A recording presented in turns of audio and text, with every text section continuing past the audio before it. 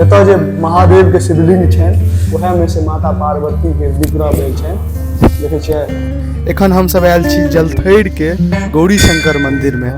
आइ एतऽ अयला से पहले हमरो ई मंदिर के बारे में ज्यादा इतिहास नहीं पता छलै, लेकिन आइ बहुत किछु जानलहुँ। अहूँ सब देखियो बाबा एते रहै छथिन अहाँके पूजा सब कार्यभार जे छनि सफाई तफाई के सब याद।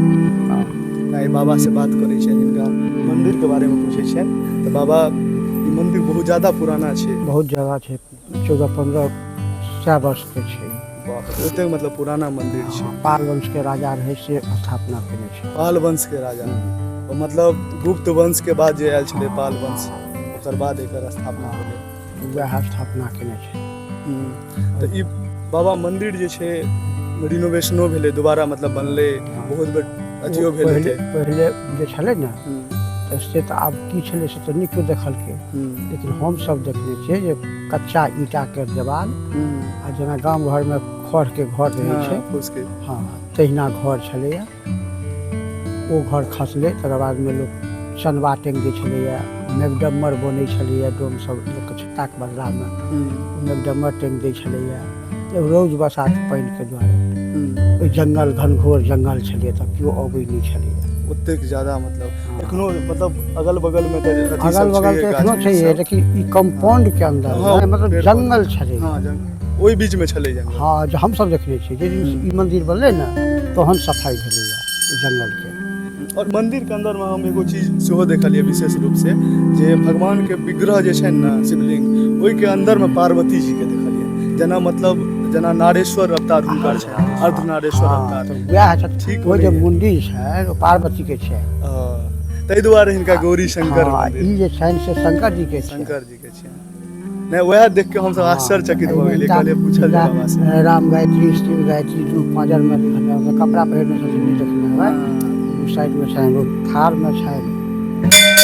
तो वह विशेषता मतलब बहुत हिनका बहुत जमाना के बहुत समय के छथिन आ बहुत उजागर सेहो छथिन। ई प्रतिमा जे बनलै हैं हम सब देखलियै हुनकर गजेंद्र बाबू केने छथिन, जे एखन आब नहीं छथिन दुनिया में।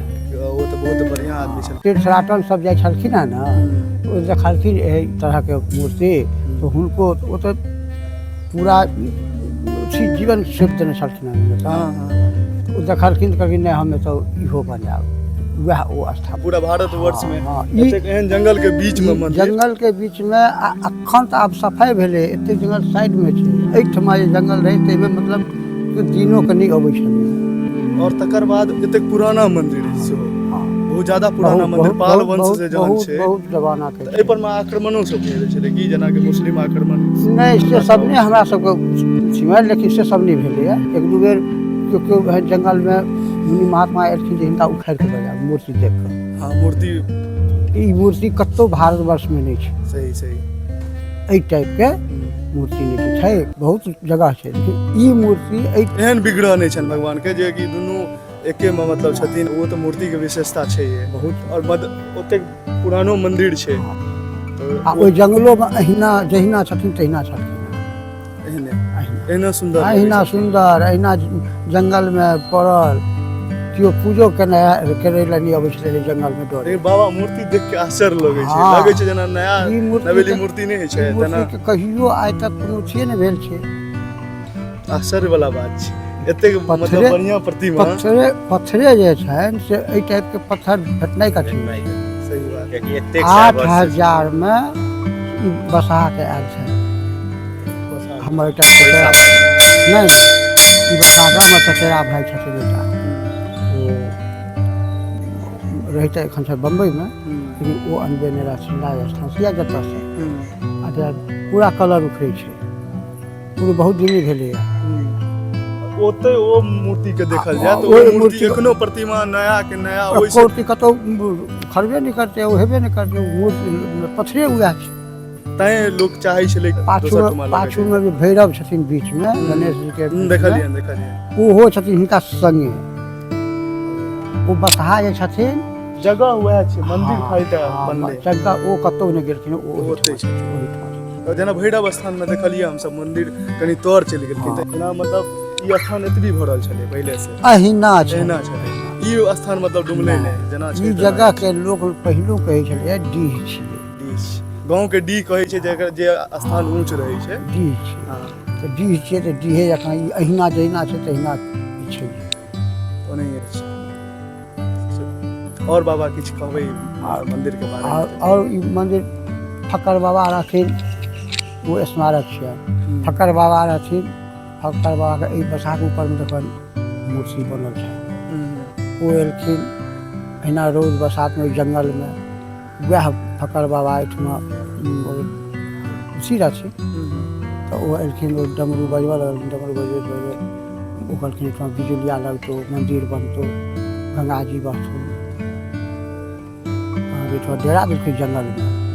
तो हम गाँव के लोग जहन बुझलकै जे ई तऽ बात छै, तो आबि कऽ सब जंगल, ओहि दिन में तो पैसा के कम अभाव रहै ने। तो अनाज होइ, अनाज सब लेबर राखल गेलै, जन राखल गेलै, जंगल काटल गेलै, साफ सफाई भेलै, मंदिर बनलै। तऽ जेना तेना मंदिर। आई मंदिर देखियो कतेक बढ़िया भव्य लगै छै। ओ ई इलाका में सबसे नीक मंदिर अहाँ के जे छै, सबसे भव्य मंदिर प्रांगण एतेक मतलब इलाका में कतौ नहीं छै। इएह देख के हम सब घूम पे एतेक साफ सफाई के राखे छै। या बाबा सब छथिन जे साफ सफाई राखे छथिन, पूजा पाठ सब किछ इएह सब देखै छथिन। ठीक छै बाबा, चलू गोर लगै छै। चलै छै बाबा। बहुत जागृत बाबा छथिन एहिठमा। कोनो चीज ओना तऽ लोक आब नहि उच्च करै छै, लेकिन हिनका लगमे कोनो तरह जे अलग पिठल भेलै ई।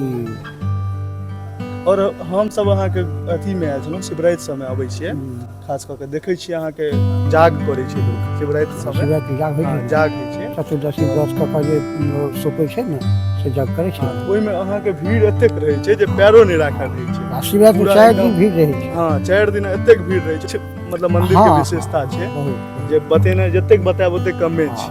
ओ बताइले वएह ने ने, पार। जहने 700 ईस्वी पूर्व सबसे मंदिर छै तऽ बुझ जाइयो अहाँ कतेक ज्यादा पुराना मंदिर छै। ओकर इतिहास बहुत बाबो सबके नहीं पता छनि तऽ हाँ बाबा की बहुत के आब बुझियौ एतेक दिन का आदमी के केओ अथी छै।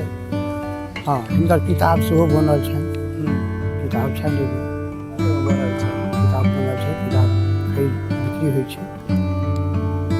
ओ लोग खरीद सकैए।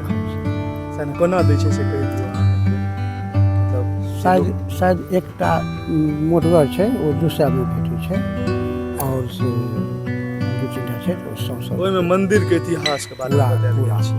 सेना मतलब पाल वंश से जेना बनलै मंदिर, फिर की भेलै ई मंदिर पर से सब बनायल गेल छै।